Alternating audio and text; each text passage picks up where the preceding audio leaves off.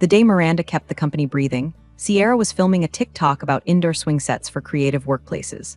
While servers hiccuped and invoices stacked like Jenga towers, Miranda sat hunched in her corner cubicle, left wrist in a brace, right eye twitching from lack of sleep, resurrecting payroll for 312 employees, fixing a busted data sync that almost sent client reports to the wrong regulator, and talking an intern out of pushing live code that would have deleted their entire backup archive. All before noon. No applause, no thank you. Just a Slack ping from Sierra saying, "Let's be more agile, babe." The fourth emergency came at 2:17 p.m., a vendor outage threatening compliance dashboards across 5 departments. Miranda didn't sigh. She just put down her cold lunch, cottage cheese, and a string cheese, her idea of warm weather keto, and got to work rerouting packet loads through the old server tunnel she'd built back in 2016, when the company was still a duct-taped startup running on coffee and prayer. Upstairs, Sierra was live on Zoom with the entire org. "We're about to enter a new era of intention," she cooed from her eucalyptus-scented office, hair curled, face glazed with something called executive shimmer bomb. She used words like ecosystem synergy and vibe velocity, while Miranda, muted and uninvited, wrestled silently with a half-dead SQL query that held $3 million in escrow reporting hostage. Nobody thanked her. Again, hey, quick break in Miranda's misery for just a second. If you're listening to this, chances are you're part of the 90% who enjoy these stories but haven't hit that subscribe button. Maybe do that now, toss a like too. Means a lot to the team churning this madness out every day. It's the digital equivalent of a nod and a fresh cup of coffee. All right, back to your regularly scheduled backstabbing. By 5:46 p.m., the crisis log looked like a war zone. Miranda had solved 4 fires, saved a client account, updated a data integrity patch, and eaten exactly 2 almonds. Sierra's day, on the other hand, included a spiritual huddle, a selfie with the office dog, and 73 minutes re-editing her LinkedIn bio to include the phrase impact cultivator. No one said anything, of course. Sierra was the CEO's daughter-in-law. She was technically in charge of people operations, but seemed far more interested in ordering neon beanbags and renaming departments after astrology signs. The legal team was now Libra Ops. Sales became Mars Energy. HR was the Coven. When one poor guy in finance laughed, Sierra made him do vision journaling as penance. Miranda said nothing. She never did. She'd been there 12 years, longer than any VP, longer than the furniture. She had watched 3 CEOs come and go, held this company's brittle bones together through acquisitions, lawsuits, server migrations, and a 2-month stretch when payroll was being processed from a Chromebook on hotel Wi-Fi. She didn't talk. She built, and that made her dangerous. Sierra hated her on sight, not because Miranda ever raised her voice, or contradicted her, or wore anything other than gray sweaters and orthopedic sneakers, but because Miranda knew things.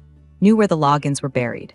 Knew how the data lake actually functioned behind the glossy dashboard Sierra liked to showcase in town halls. Knew which subdirectory could bring it all crashing down. And worst of all, Miranda didn't need Sierra's approval. That first week Sierra was installed as Chief Culture Officer, she'd asked Miranda if she wanted to reimagine her purpose in this ecosystem. Miranda looked her dead in the eyes and said no, just that. No explanation, no sugar, just truth, flat and final. From that moment on, Miranda was marked. Small things changed. Her invites to leadership syncs quietly disappeared. Her team budget shrank. Her software requests stalled in procurement hell. Sierra started holding casual brainstorms about sunsetting legacy systems, meaning Miranda. Once, Sierra walked past Miranda's cubicle and dropped a crystal on her desk. "This is for abundance," she said, like she was handing out dog treats. Miranda dropped it in a drawer next to a pack of Advil and an expired access badge from 2012. But Miranda wasn't stupid. She'd seen people like Sierra before, shiny, entitled, clinging to buzzwords like life rafts. She knew the type. She just didn't expect the storm to come so fast. On that particular Thursday, as the lights dimmed and Sierra pranced out in platform sandals shouting "Great hustle today, team," Miranda lingered at her desk. She looked around the room, the bean bags, the branded kombucha fridge, the marketing guy who still didn't know how to unmute himself on Zoom. She closed her laptop. And for the first time in months, she smiled. The email subject line said, "Sparkles Culture Calibration Week Kickoff Sparkles," and came with 4 embedded GIFs, 3 color-coded intentionality maps, and a mandatory quiz titled "Which Workplace Vibe Archetype Are You?" Miranda didn't click it. She didn't need to. She knew exactly what was coming. By noon, Sierra had convened her latest pulse check powwow in the company's overpriced all-hands room, which had recently been renamed The Nest. The projector played lo-fi music while HR passed around stress balls shaped like avocados. Everyone was given Sharpies and sticky notes and asked to write what's holding back your authentic work self. Someone in finance wrote rent. Miranda wrote nothing. Sierra stood at the front in faux leather leggings and a crop blazer, holding a microphone like she was hosting The Bachelor. Disciplinary edition. She clicked through slides about psychological spaciousness and radical belonging. But nestled between the fluff and the fluffier fluff was a single, venom-tipped phrase, identifying legacy drag in ops and infraverticals. That was Miranda's division. They all knew it. Sierra paced like she was auditioning for a TED talk no one asked for. When systems get old, she purred, they stifle innovation. Sometimes that system is a process.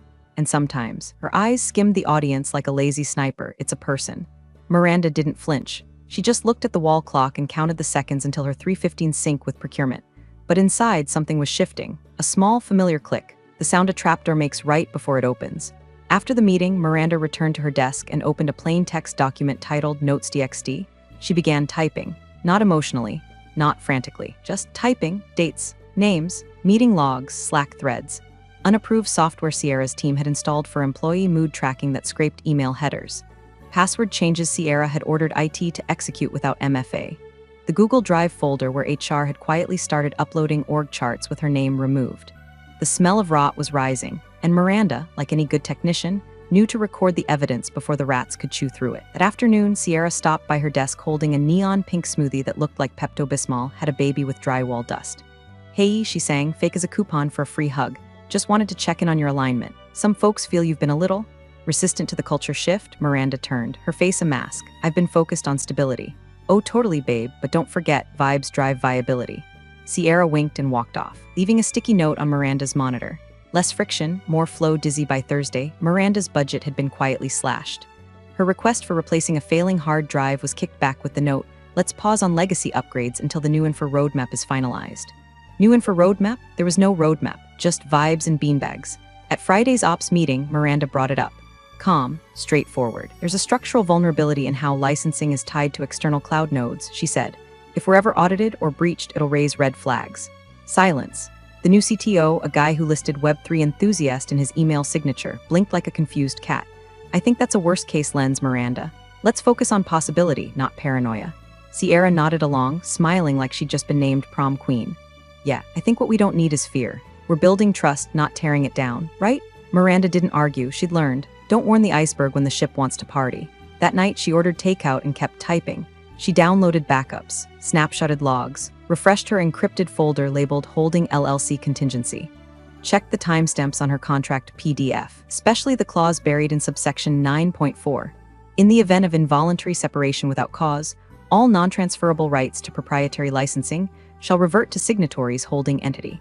Sierra had signed it during the merger, back when she was just the founder's Instagram girlfriend with a clipboard and a vision board. Back when Miranda had been asked to quietly rebuild the entire data backbone post-acquisition. Back when she'd smiled and said, "Course I'll help, but I'll need some assurances." And now, thanks to Sierra's own signature, Miranda had the nuclear button. She didn't plan to press it, not yet. But if Sierra kept pushing, she'd find out what legacy really meant. The sky outside was that kind of cheap blue that made everything inside feel faker than usual, like even the daylight knew it was about to witness something staged. The office was unusually full for Friday. Marketing was loitering near the kombucha taps. Finance had their headphones off. Even legal was standing suspiciously still, phones half raised like they'd been tipped off. Miranda noticed. Of course she noticed, she always noticed. But she kept typing her last JIRA ticket for the day, titled Final Recursive Cron Job Audit, and let her fingers move slow, deliberate. Like she had time, like she didn't already know. At 4:02 p.m., Sierra strutted out of the nest in heels too high for someone with that little balance, and clapped her hands like a kindergarten teacher who just found the glitter glue. "Team, can I have everyone's attention for just a sec?" She chirped, voice sweetened with corporate venom. "This is a really big moment for our culture evolution." HR flanked her, eyes glassy and unreadable, holding a manila folder and the kind of forced smile you wear when you've already signed the severance paperwork and your kid needs braces. Sierra pulled something from behind her back. A small potted succulent, soil freshly misted, the pot emblazoned with the company's motto in lowercase sans serif, "Grow where you're planted." Miranda didn't move. Sierra beamed, "We're saying goodbye to someone who's been with us for, gosh, what? 12 years, 13. She giggled like she wasn't sure Miranda had been real this whole time. "But we're growing, we're evolving, and some legacy systems just don't scale with the vision." She walked the succulent over like it was a participation trophy. "Miranda, we're so grateful for your contributions, and we're excited to explore new energy in this space." That's when the folder came out. Termination effective immediately. No cause, no severance. Just 2 weeks of Cobra info and a bulleted list of what she was expected to surrender before EOD. Badge, laptop, any dignity she'd managed to squirrel away. A few fake coughs, awkward shifting. One guy in UX had the audacity to say, "Wait, what?" before Sierra shot him a look that could curdle oat milk. Miranda stood. No tears, no yelling, just the slow motion of someone unhooking her lanyard like she was removing a bandage that had been stuck on too long. She took the succulent, balanced it in one hand. With the other, she picked up a manila envelope she'd prepared earlier that week, slid it across her desk toward her replacement, some overeager Stanford grad who still thought data hygiene was a cool phrase. "These are your handoffs," she said. "Documentation's complete. Good luck." Sierra tried to hug her. Miranda stepped back. Silence fell like drywall dust, and then she turned. No exit speech. No dramatic flourish. She walked past the vending machine, the mood board wall, the espresso bar no one knew how to use. Her orthopedic sneakers squeaked once on the polished floor, and then she was gone. Downstairs, she stepped into the parking garage and exhaled. Not like someone defeated, but like someone releasing something she'd been holding far too long. She set the succulent in her passenger seat, gently, like it might explode if handled wrong. It stared up at her, spiky, smug, thriving in controlled neglect. "I should water you with printer ink," she muttered, dry. Her phone buzzed. One text from her attorney. "Trigger pulled?"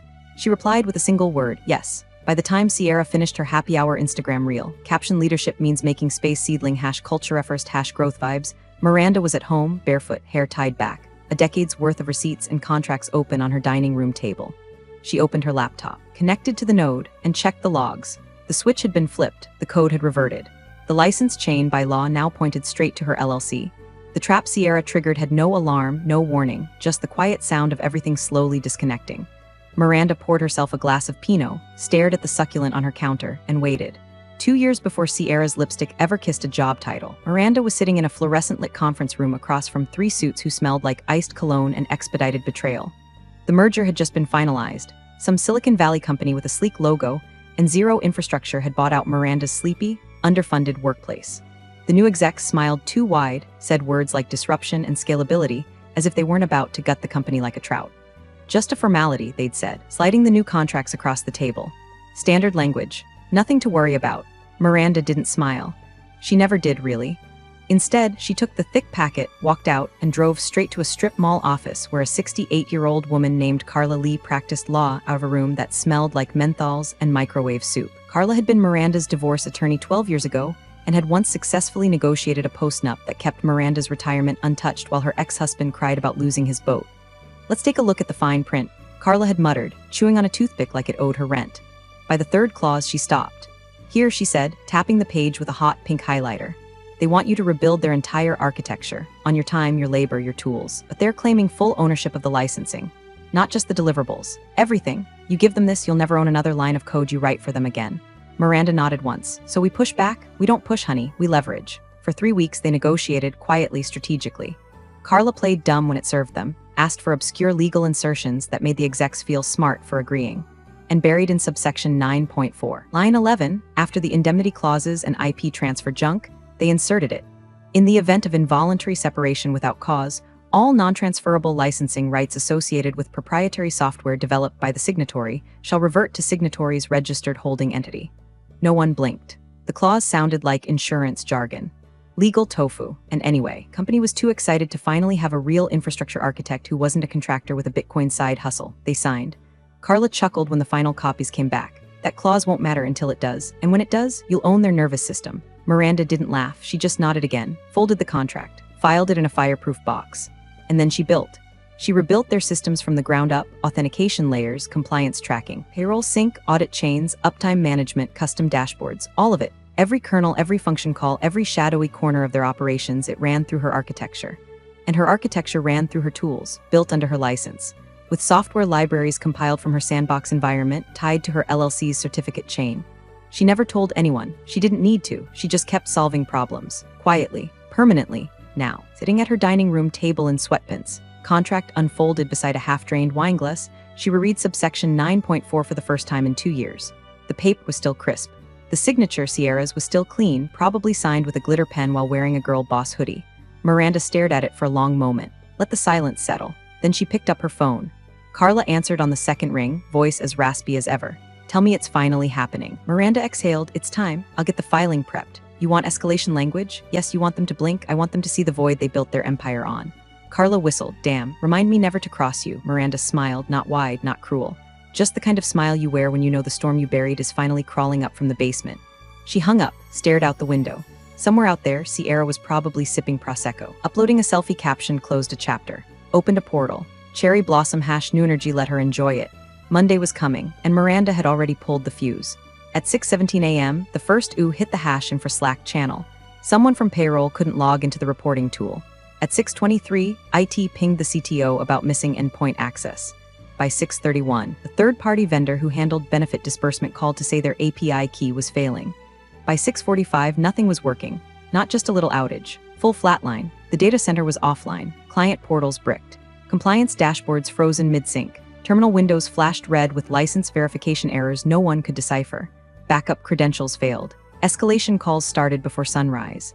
At 7:04 a.m., the CTO's Slack went from available to frenzied meatball, as one engineer called it later. At 7:11, a marketing director tried to log in to push a newsletter, and instead triggered a system-wide lockout protocol Miranda had quietly built 2 years ago, in case of emergency or dumbasses. Meanwhile, in a quiet suburb 15 miles away, Miranda stirred cinnamon into her coffee. The ceramic mug read, "I void warranties." The succulent from her desk sat in the windowsill, thriving in filtered light, smug as ever. She opened her laptop, not the old work-issued one, now presumably deactivated, but her personal one. The dashboard for her LLC license server was clean, humming along nicely. Every access ping from her former employer lit up the logs like a Christmas tree. They were trying, and failing. One of the engineering leads tried to restart a dependency chain, returned an authentication error. License expired. Please contact the administrator of LLC 18753 MD. They didn't recognize the string. They should have. Back at the office, Sierra arrived at 7:30 in her usual Monday getup, designer athleisure, and an aura of undeserved confidence. She walked into the war zone with an iced green juice and said, "Okay, let's center ourselves and attack this with grace." 2 minutes later, she was screaming, "Just reboot the servers." The CTO, gray-faced and sweating through his dress shirt, stammered, "It's not the servers, the licensing chain. Everything's rejecting internal credentials. Even I got bounced from the root node." "Then override it," Sierra barked. "I can't. The contract says non-transferable rights. There's a fallback protocol. It points to an external license host. We've been cut off." Sierra blinked. "By who?" "By the person who wrote it." "Miranda? This whole system runs on her architecture. Her LLC owns the license. And per the clause you signed, no," Sierra snapped, pointing a shaky finger. No. You're not pinning this on me." "Ma'am, this is not about blame. It's about the fact that payroll is dead, we're non-compliant on 6 audits, and our client portals are legally required to report downtime after 4 hours. We're already 2 hours in." Sierra turned to the room like a preacher mid-sermon. "Okay, everyone just breathe. This is clearly an overreaction. It's probably a glitch. We'll reboot, we'll reset. Maybe someone accidentally disconnected a pipeline." From across the room, someone muttered, "Yeah, 2 years ago." The CTO pulled up a live dashboard. "Here. Every handshake protocol is trying to ping this address." He pointed to the string on screen. "That's not one of ours." Sierra squinted. "Who the hell is North Hollow Systems LLC?" Silence. And then a low, incredulous voice from a corner cubicle said, "I think that's Miranda's company." HR dropped their coffee. In her kitchen, Miranda smiled behind her mug. She refreshed the log feed. Someone in procurement was trying to backdoor through an old dev tunnel. It auto-locked and sent a denial notice. A second later, a licensing report hit her inbox. 98 attempts. All failed. At 8:12 a.m., a senior partner called the CTO directly. His voice was dry. "We just lost 3 regulatory deadlines and a $250,000 renewal. What the hell is going on?" The CTO replied the only way he could. "Our infrastructure is revoked, and we can't fix it without violating a contract Sierra signed." Meanwhile, Sierra was pacing like a coked-up parrot, mumbling, "It's just a system hiccup." Miranda was a sysadmin, not a nuclear warhead, but the engineers knew better. Miranda hadn't built a system. She'd built leverage, and the company had just yanked the wrong wire. Across town, Miranda opened an email draft. Subject, license transfer requisition terms. To Executive Board CC Legal. Attachments, contract clause 9.4 log exports current downtime fines. She typed 2 words in the body, per clause, then she clicked send, and took another sip of coffee. At 9:06 a.m., the CTO stormed into Legal's glass-walled fishbowl like a man walking into traffic. He didn't knock. Just dropped a thumb drive on the paralegal's desk and said, "Find me the contract." The merger one, and the one Miranda signed. The paralegal blinked. "We have like 17 versions of that. Start with the one with Sierra's signature." She was the signatory for ops compliance, right? A beat of silence. Then, oh God, down the hall. Sierra was still flailing. She'd cycled through all 5 stages of corporate grief in under 20 minutes and was now stuck on a bastardized 6th, branding the outage. She wanted to call it a resilience opportunity. The social media team was being told to prepare a post about unexpected maintenance during a legacy system pivot. HR had quietly locked the internal wiki. IT had pulled their own emergency protocols and found them pointing to dead nodes and Miranda's LLC endpoint. The error logs were damning. Every failed call, every handshake rejection, every license error, all of it traced back to Miranda's codebase. Not inspired by, not built over, hers. The CTO paced outside legal like a man waiting on biopsy results. Sweat soaked his collar. He scrolled through the logs again, praying for a backdoor. There was none. The fallback scripts Miranda had written were airtight. They didn't just lock people out, they reported violations. To her, inside the conference room, 2 lawyers and 1 compliance officer had gathered around a clause that was rapidly becoming the legal equivalent of a nuke. It was buried deep in Miranda's contract, folded in like an origami middle finger. In the event of involuntary termination without cause, all proprietary licensing rights and active software dependencies shall revert to the signatory's holding entity, hereafter referred to as North Hollow Systems LLC. There it was, clear as glass, signed, dated, digitally initialed, by Sierra. The legal associate audibly gulped. She gave it away. She signed it away. The compliance officer pulled off his glasses and pinched the bridge of his nose. She didn't give it away. She had no idea what she was signing. The CTO slumped into a chair. When we did the merger, Miranda asked to restructure the base licensing terms. Said she wanted indemnity protection in case of acquisition. Nobody cared. We just wanted her to rebuild the dam system, which she did, said the lawyer, under her architecture, her tools, her proprietary stack. The second lawyer added quietly, which makes this more than an outage. This is breach territory, compliance failure, possibly licensing fraud if we try to override it. The room froze, because overriding it is exactly what Sierra had been screaming about for the last 30 minutes. Just then, the door burst open and Sierra barreled in, holding her phone like it was a gun. We just lost the Cascade Healthcare contract. The dashboard crashed mid-demo. That's a 7-figure account. What the hell is taking you so long? The CTO didn't even look at her. He just held up the contract. This is what's taking so long. She blinked at it. What is that? Your signature. On a clause that gave Miranda's LLC full license ownership the moment you fired her without cause? That's not real. That wasn't. She was just a back-end dev. She wasn't just anything, he snapped. She was the architect. Everything runs on her stack, and now it's legally revoked. The lead counsel finally spoke. Her voice was slow, even. You can't undo this. You can't claw it back. If you override that code or access those servers, you violate licensing law. And if she pursues damages, Sierra's mouth opened, then closed again. For the first time all morning, she looked small. How much? Daily operational loss? So far north of 7 figures. Legal exposure, the lawyer shrugged. Depends how mad she is. She's not mad, Sierra insisted. She's weird. She barely talks. She wore sneakers to board meetings. Yeah, the CTO said, because she was too busy building the infrastructure you just unplugged. The phone in Sierra's hand slipped slightly. She looked down, saw her own signature at the bottom of the clause. Looped letters, hard over the I. The lawyer tapped the paper. Congratulations, she said. You signed the kill switch. Across town, Miranda opened her inbox. Subject, urgent reinstatement and licensing discussion. From board at company name com. Time, 10:01 a.m. She didn't open it. Instead, she refreshed the logs again. 152 license pings in the last hour. All failed, all routed through her system. The system she warned them not to ignore. She took another bite of toast. Not warm, not even good. But better than whatever panic Sierra was chewing on right now, and way easier to swallow.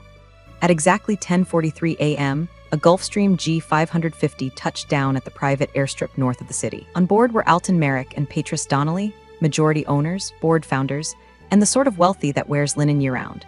They'd just spent 12 days on a Mediterranean cruise called the Serenity Circuit, where phones were banned, and conflict resolution came in the form of guided sound baths and champagne yoga. By 11:12 a.m., both had been briefed. By 11:15, Alton threw a tablet across the boardroom and screamed, $4.3 million. Patrice didn't scream.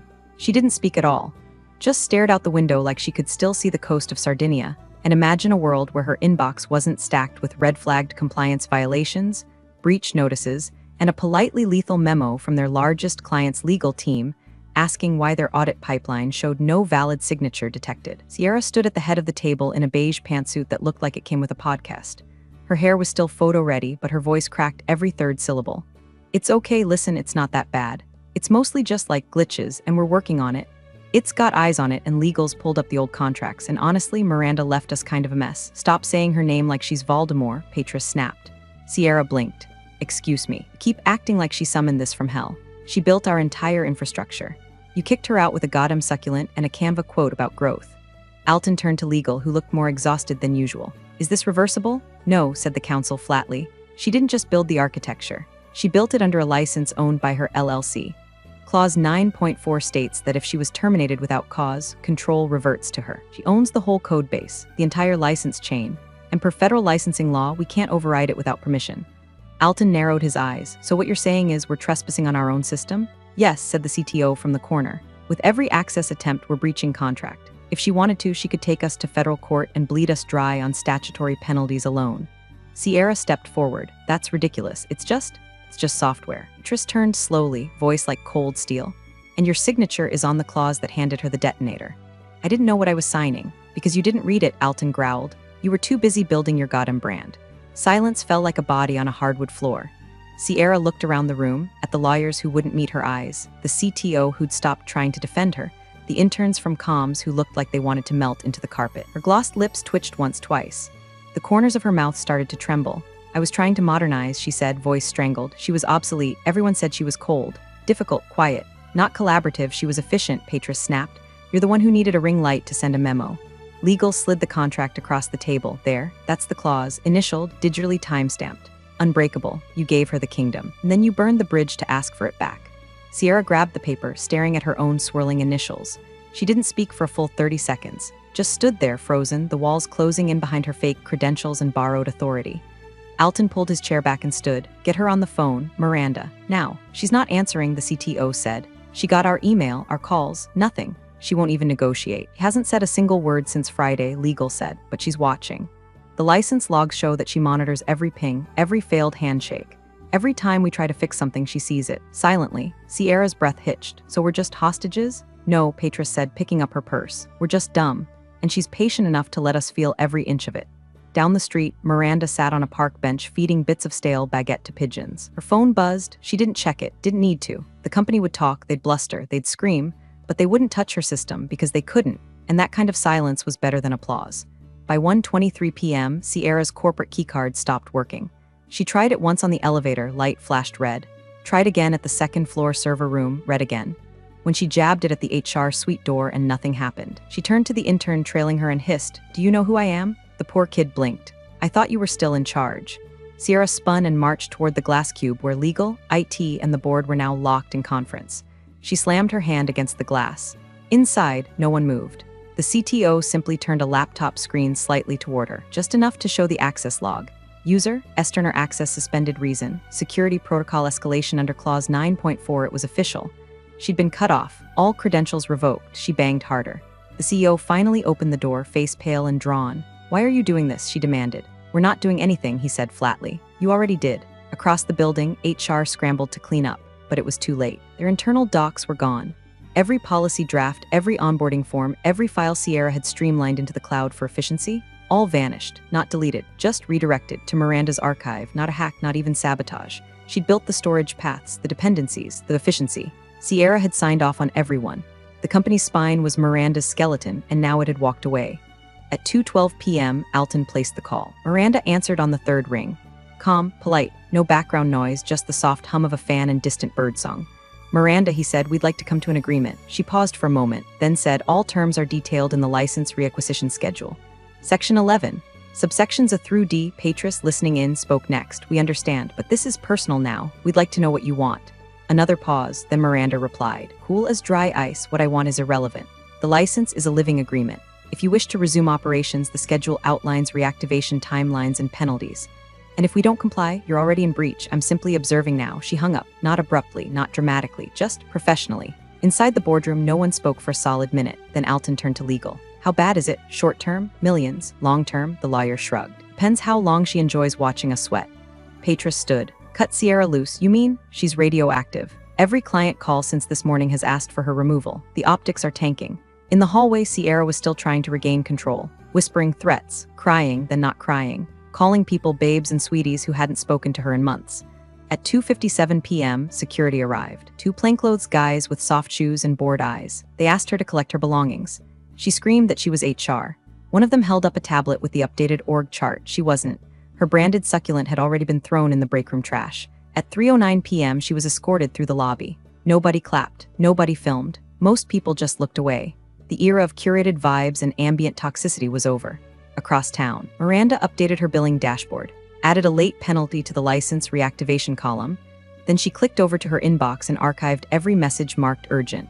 One of them had the subject line, "We're open to any number." She smiled. They'd always been open, just never to the right terms. The boardroom was packed to capacity, but no one was talking. Phones were silenced. Coffee cups untouched. Even the air felt like it didn't want to make a sound. Sierra sat at the far end of the table, arms folded tightly, chin high like she was still running a seminar on executive embodiment. But her heels tapped a frantic rhythm under the table, betraying her calm.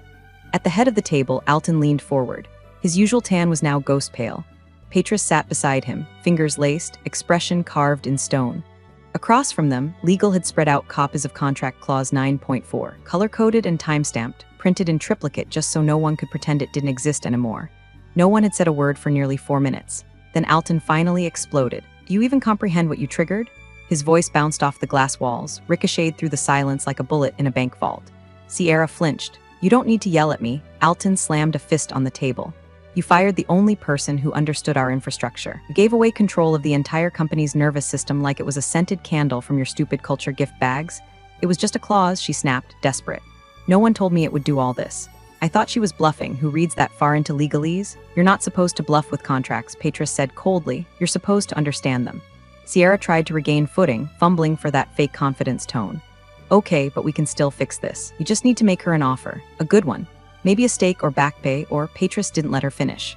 She stood, picked up a branded succulent from the table, one of the exact kind Sierra used to hand out like plastic metaphors, and hurled it across the room. It hit the far wall with a wet thunk, dirt splattering the whiteboard and dripping down the quarterly revenue projections like rot. The silence afterward was even heavier than before. "This," Tris said through clenched teeth, "wasn't a glitch. It wasn't a mood, it wasn't a vibe misalignment. This was strategic, legal, brutal, and justified." Sierra's mouth opened, but nothing came out. Her brand language had run out of runway.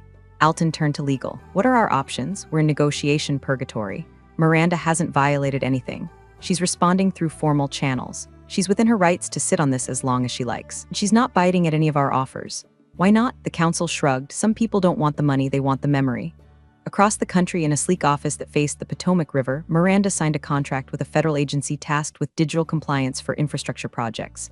Same architecture, same stack, new clients, higher stakes. Her desk was quiet, minimal. The only decoration, the succulent from her old desk, now fully bloomed. She looked at it for a long moment, then turned to her new team, a trio of clean-cut engineers who didn't wear hoodies to meetings or speak in hashtags.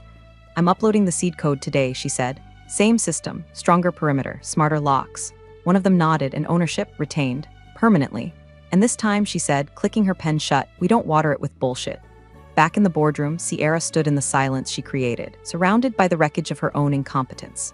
The company was bleeding cash, hemorrhaging credibility, and hemorrhaging her. She looked around, begging for a lifeline, but there were none. Just a chair she no longer deserved, a brand she no longer controlled, and the echo of a woman she once called legacy clutter turning out to be the foundation under everything. Miranda never raised her voice. She didn't need to. She wrote the final word in the silence they gave her, and it echoed. Big thanks for watching, you sneaky seniors. Subscribe to keep the coffee pot brewing revenge. Your ex-colleagues won't know what hit him.